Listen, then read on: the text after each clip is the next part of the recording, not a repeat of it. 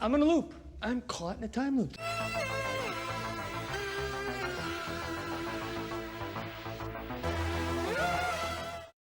Despite a recast, the Avengers successfully continued Bruce Banner's story from The Incredible Hulk, furthering his development and bringing the character to an interesting place. Does Age of Ultron sufficiently build upon what came before, or is it the first significant bump on the road of Bruce's journey? Let's find out. At the start of the movie, we find Bruce continuing to work with the Avengers. He's become comfortable in the role he plays and familiar with his teammates. When this movie first starts, we are in a place that we've never been in before, which is that we have like found a home, right? It's like a well-oiled machine. It's like a tag team thing. We know how this works. He has a lab in Avengers Tower. He attends parties and goofs around. It's good times all around. When you find, the Avengers this time around, this is a well-oiled machine and the introductions are over and we're now kind of working as a family, albeit a dysfunctional family. Just this passing of time has kind of allowed us all to fall into line and find our places, and our dynamic is a comfortable one. He's never quite felt so at home and part of a group before, and I think he really buys the idea that he has made a leap, especially the work that is happening with him and Black Widow, this sort of taming of Hulk. And being able to use her as a partner in this, I think they're experimenting with how they control him. He's in a great place in his life. And because of that, he feels more able to join the world. Yet this comfort hasn't given way to recklessness. Though he's learned to rely on Hulk, he's still reasonably cautious with him. Not looking over your shoulder for Veronica. Don't hate. I helped design Veronica. As a worst case measure. All right, everybody, stand down. He's even developed a special pair of pants for his transformations. ¿Tienes más stretchy? And he's worked out a way to consistently revert back into Bruce. They call it a lullaby, and it's a sort of ritual that effectively calms Hulk. I was like this. That scared you, didn't it? It did. I didn't know where that fist was gonna go. This is great for Bruce. It cuts down on the uncertainty inherent in unleashing the Hulk. And it's an unexpected way to do so, relying on human contact over cold solutions like knockout gas.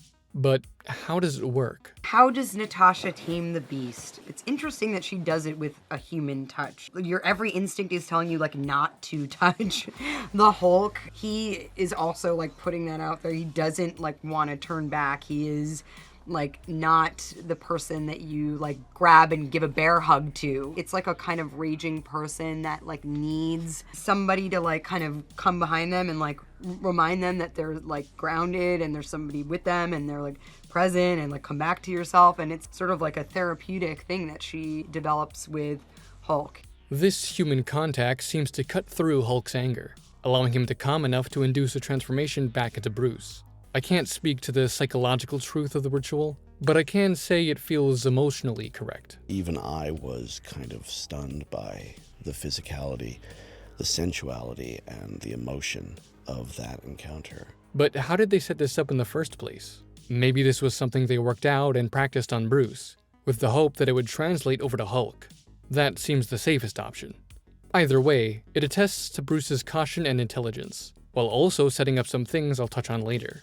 On the topic of Hulk, he's become more comfortable too, continuing to be a valuable and cooperative member of the team. Somebody want to deal with that bunker?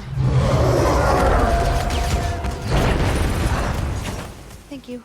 And as we've seen, he's become closer to Natasha, having the time and opportunity to form a more meaningful relationship for the first time. With Mark's performance and Joss's direction of the story, there's a lot more moments where we can really get in touch with his feelings.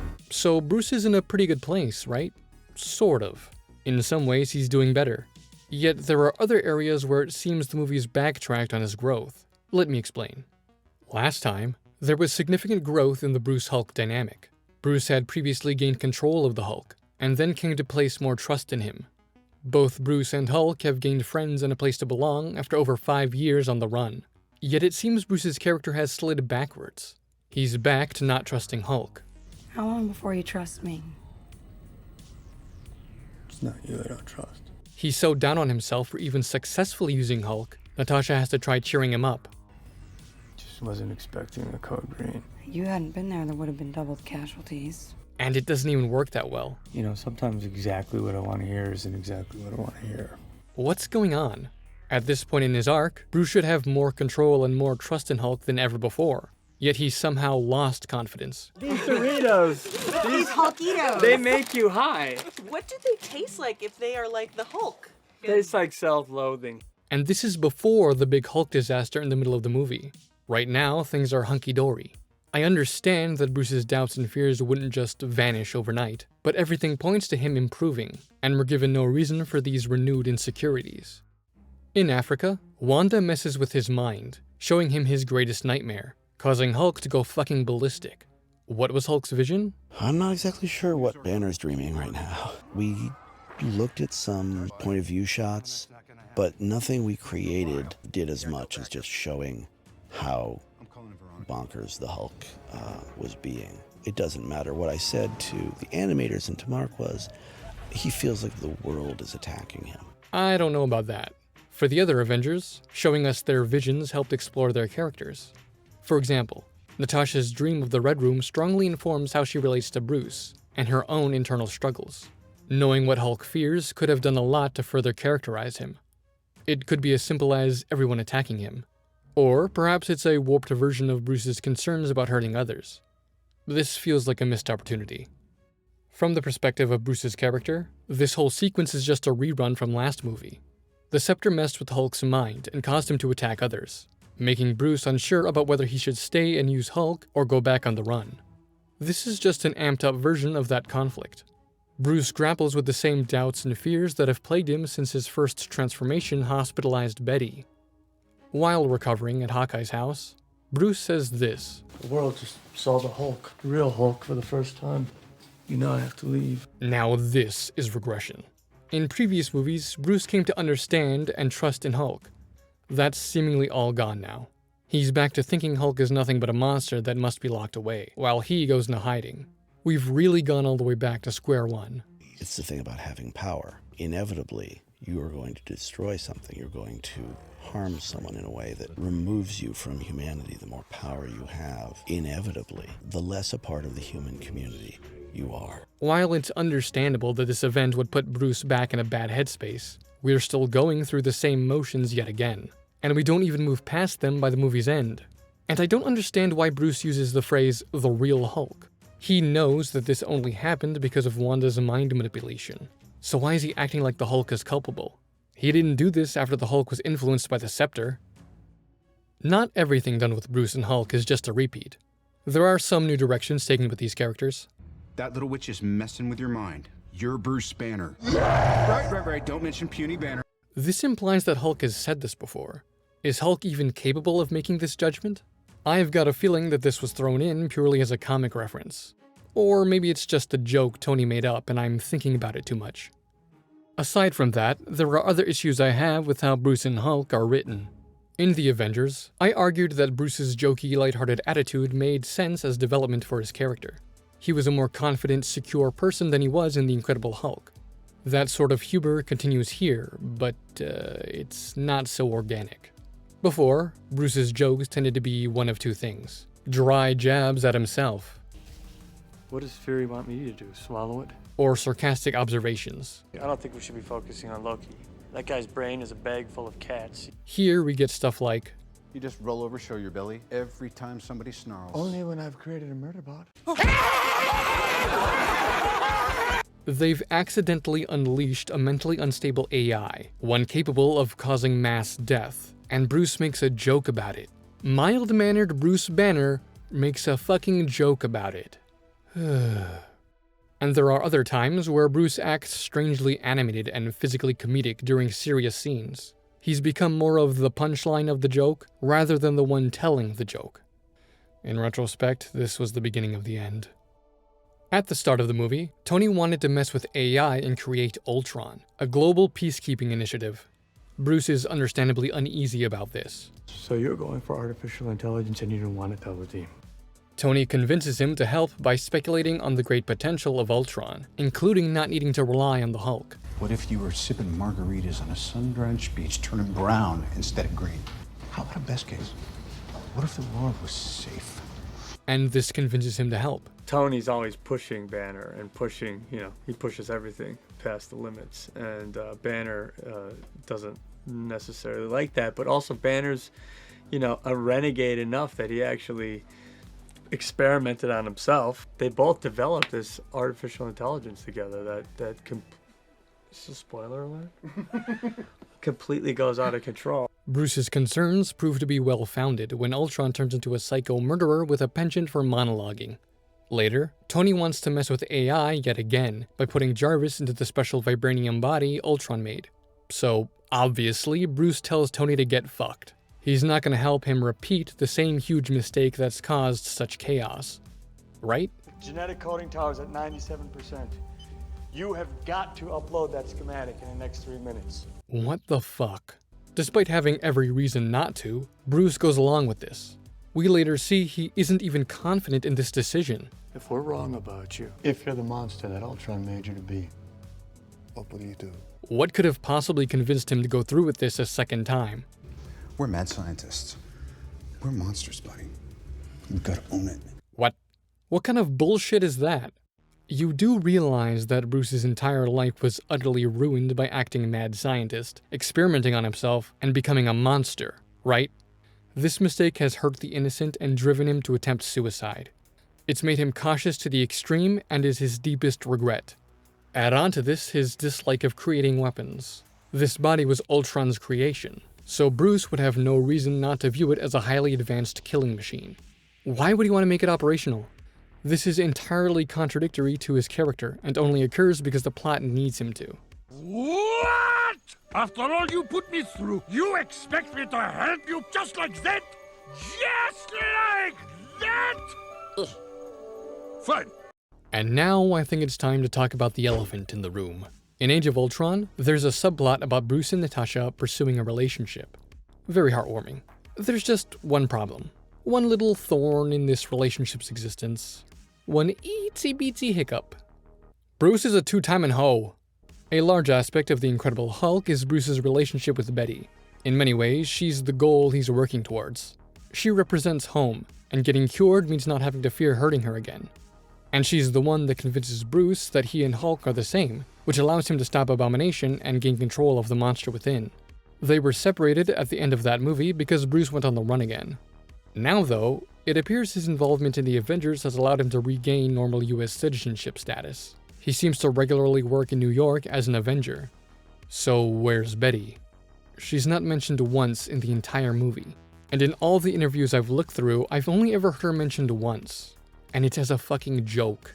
Why is the armor designed to contain the Hulk called Veronica? He used to be in love with a woman named Betty, and Veronica is the opposite of that. I'm sorry, bro. That ain't good enough.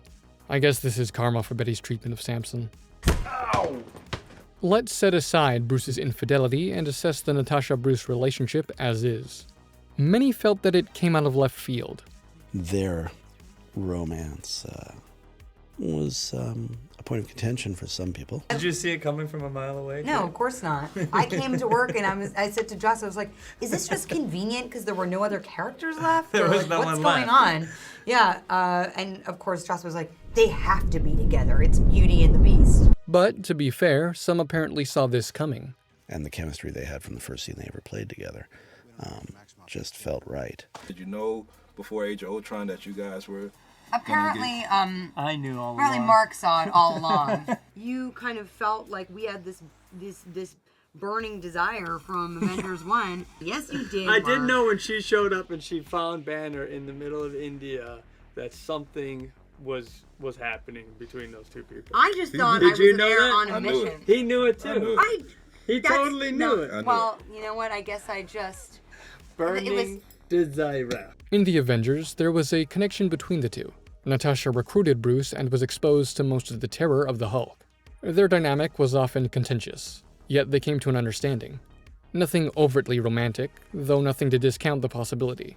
So what exactly is their dynamic in this movie? I'm kind of like her brother. her No, much no, older no, brother no. from another marriage. That's definitely not like my brother. No. More like her stepdad. From the start, Bruce and Natasha are close, evident in their use of the lullaby and how she seems to be the only one capable of doing it. Natasha, I could really use a lullaby. She has a unique connection with Bruce and a strong influence over Hulk. At the get-go, she's clearly into him. She's not the most open person in the world, but with you she seems very relaxed. She likes to flirt. This ain't that. But what has drawn them together? These characters have a lot in common. They are two people that are really idealizing this future that they could have with one another, which is really a result of their past, I think. The fact that they have this kind of fantasy of, a normal life, finding themselves in another person and being able to live their life together. It's a very complicated relationship that they have, a kind of impossible love that seems unlikely but isn't. They do share a lot in common. Because of circumstances outside of their control, they've hurt a lot of people. They've been left scarred, incapable of having the normal lives they desperately want. There's no future with me. I can't have this. Kids. Do the math. I physically can't. Neither can I. In the Red Room, they have a graduation ceremony. They sterilize you. They now live their lives attempting to atone for their sins. I got red in my ledger. I'd like to wipe it out. I put a bullet in my mouth and the other guy spit it out. So I moved on. I focused on helping other people. They connect on their shared trauma and the shared dream of the normal lives robbed from them. They have this shared experience of being two people that kind of are reluctantly there, and they feel monstrous in their own way. They've had a lot of trauma in their past, and they've really experienced a lot of loss and destruction that they've also, they've been very much a part of. But, for Banner, it's been a totally kind of out-of-body experience. And I think for Natasha, she also equally has not really made these active choices to participate in these horrendous things that she's been a part of. And so she also feels very disconnected from that part of herself. And the comfort and familiarity established since the Avengers is what allows Bruce and Natasha to start forming this bond. We covered a lot of ground of establishing who these guys were in the first one, so we were able to really dig down much deeper into who they are when they're relaxed, when they're familiar with each other. They let down their guards, they're vulnerable. Many have complained that their relationship is underdeveloped. What do we get to see with Black Widow and the Hulk? Not much, unfortunately. Yeah, not enough. You don't get to see really anything. Not as much as you'd want to see, yeah. really. But is that true? There are a couple scenes near the start where Natasha expresses interest in Bruce, but he's unsure of the prospect. How would Bruce Banner define their relationship? Impossible. I think he wants that more than anything, and it's a completely undeveloped part of who he is. These two people are the ultimate outsiders inside the Avengers. They innocently sort of fumble into these feelings that I don't think either of them expected to have. The next development occurs at Hawkeye's house, after the Africa incident.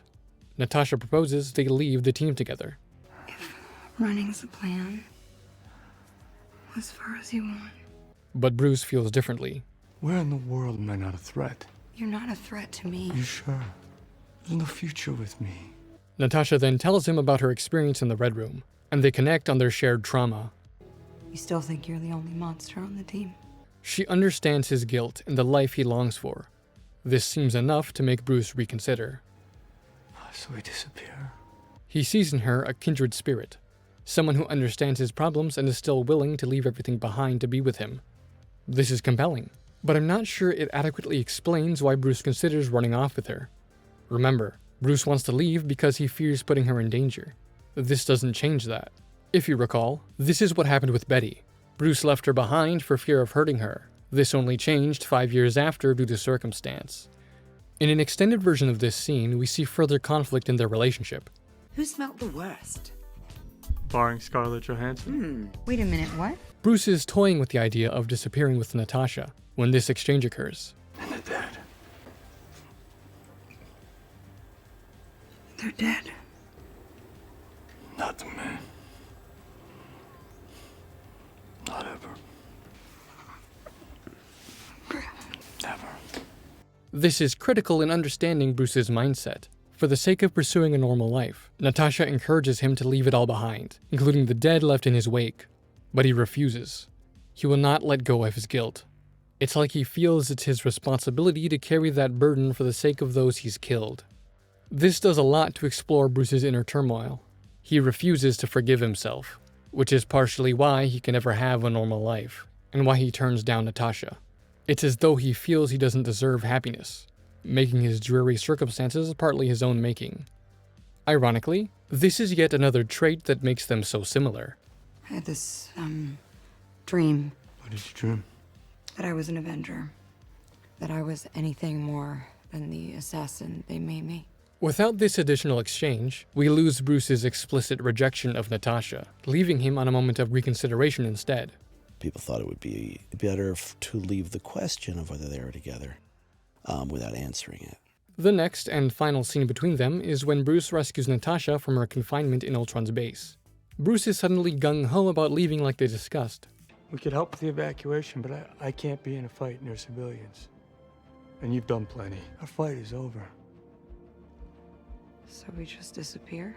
Come on, Bruce. The Hulk has fought near civilians multiple times before, saving many lives by doing so. Ultron threatens the world with global destruction. The stakes have never been this high. I don't buy him choosing to sit out this fight, even with the aftermath of Wanda's mind control. And why has Bruce changed his mind about leaving with Natasha?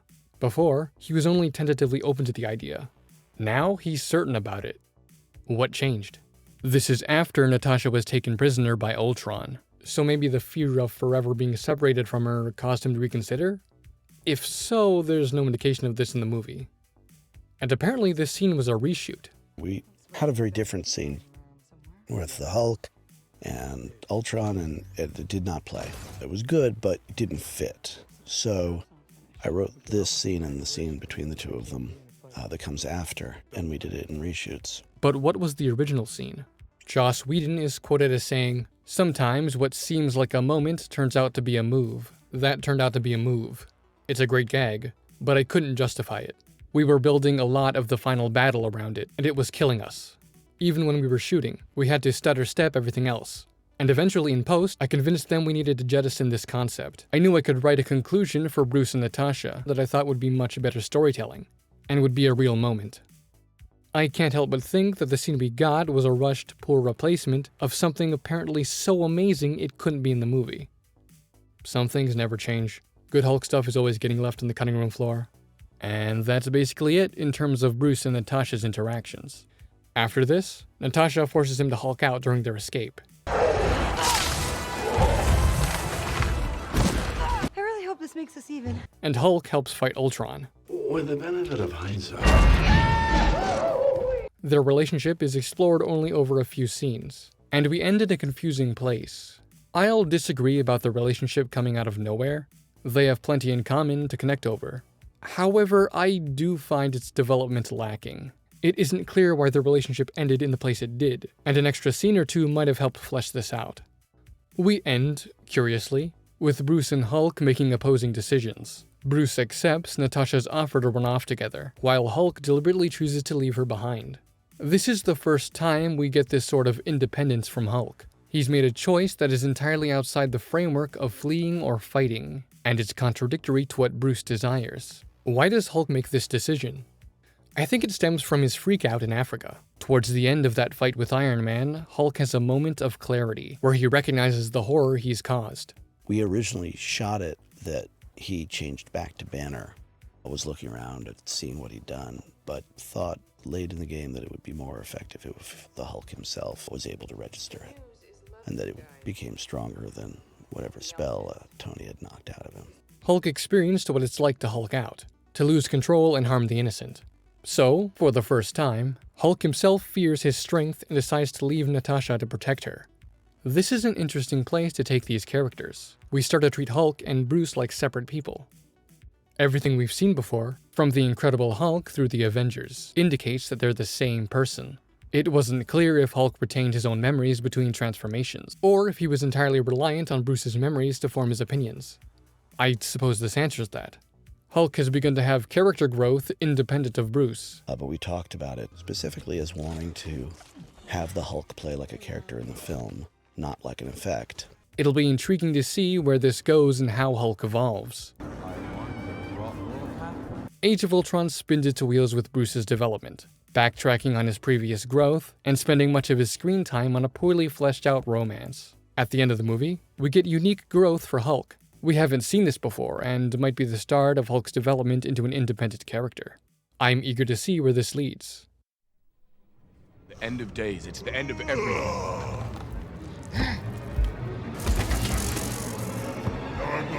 Stop! Big monster! Oh dear God.